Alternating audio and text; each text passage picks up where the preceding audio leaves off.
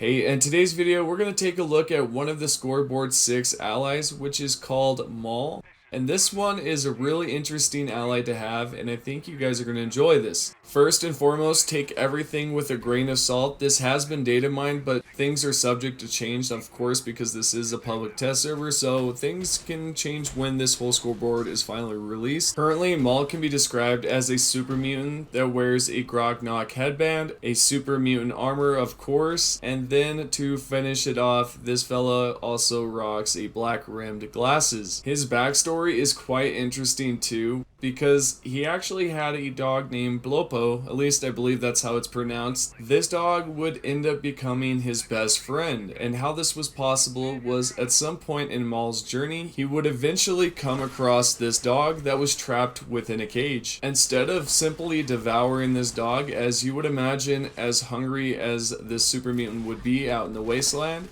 he decided that this is not really worth doing since the dog was already weak and frail and just simply was not worth eating at all.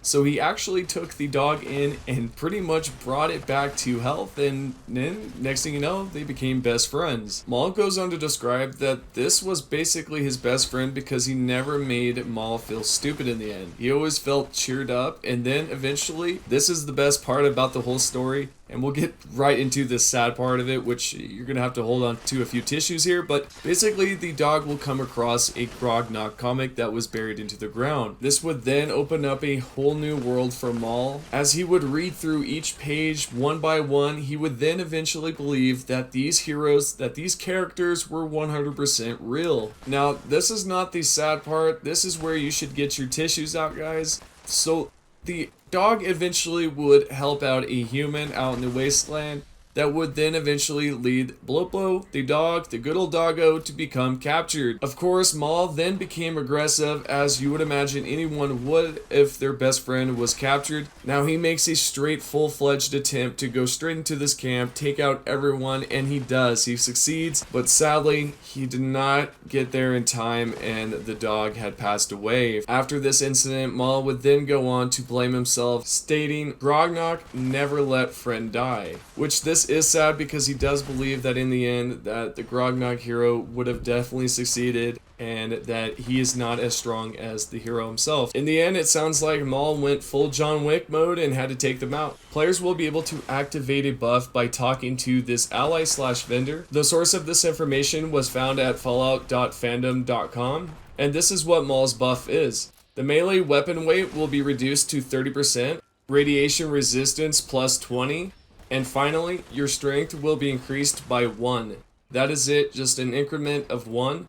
But I have to say, this is the ultimate super mutant buff right here. Now let's talk about this fella's vending items. Let's talk about what he sells, and is it good? It definitely is. And these are the few items that he's able to sell, and we'll go from the crappy to the best. This vendor can sell items such as a chicken thigh, iguana bits, squirrel bits, rabbit leg, and even Brahmin meat. That is not the best of the best, but it's there. And then for the rare raw meat, you have the blood bug, hermit crab meat, mirelurk, rat stag meat, raw wolf meat, stingwing meat, and as well as raw meat that is unique, such as mega sloth meat, queen mirelurk meat, yaguai meat, deathclaw meat. And now let's dive into the plans. This is the best of the best in my opinion, which you have the potential chance of purchasing the meat hook, a meat cleaver, a meat bag stash box, and right here is pretty much going to blow everyone's mind, is you might have the chance to buy a pepper tenderizer mod,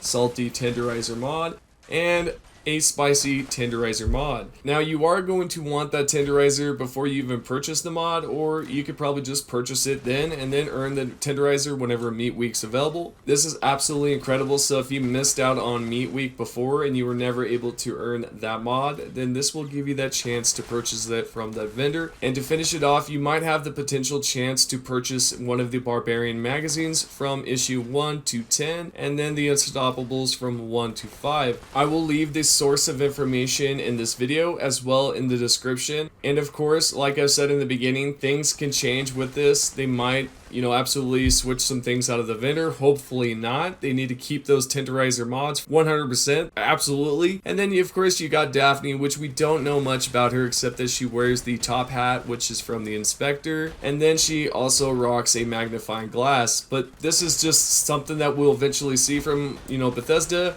But as of right now, this is what we know from Maul. And I hope that this was enjoyable. Hopefully you found it, you know, somewhat entertaining with that dog story. That's just incredible. I can't believe that's, you know, that's just great story, great lore behind that character, and I am just stoked to have that in my camp eventually. So there's that. Have a great day, guys. Make sure you take care of yourselves out there. Live happy, live well, and see you guys on the next one. Happy glitching. I merged everything into one. I'm losing it here. All right, see you guys. Peace.